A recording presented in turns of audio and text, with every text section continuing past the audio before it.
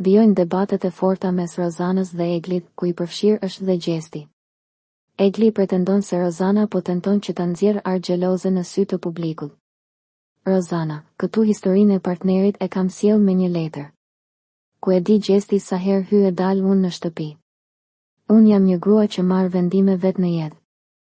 Është një dashuri shumë e madhe, me ulje ngritjet tona, uroj të gjesh dhe ti një dashuri të tillë. Egli nuk sulmon Gjestin se e do dhe do faktorizohet në lojë dhe do më sulmoj mua.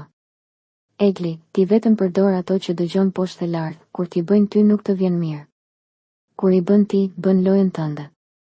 Qasjen e Rozanës e kam kuptuar në disa pika, që në primin e parë kur më spostoi kur isha ulur. Gjesti ka ardhur në shtëpi, kam pasur një hedhje të dy në pishin. Rozana donte të më nxirrte mua xheloze për Gjestin. Këtë lojë e bën me djemtë të shtëpisë, donte ta bënte edhe për mua. Rozana sjell në këtë shtëpi fjalën posesive në një bisedë me djalin që pëlqeja. Është sa dy fishi im me moshë dhe vazhdon t'i shkruaj partnerit që është posesive. Nuk kam xhelozi, ajo ka dashur të më bëj mua pis. Rozana, je mashtruese kalibri. Egli, ti je provokatore, në mes të debatit përmend mamin babin, kthen të pasmet, kjo je ti. Rozana, nuk ja kam përmendur prindërit.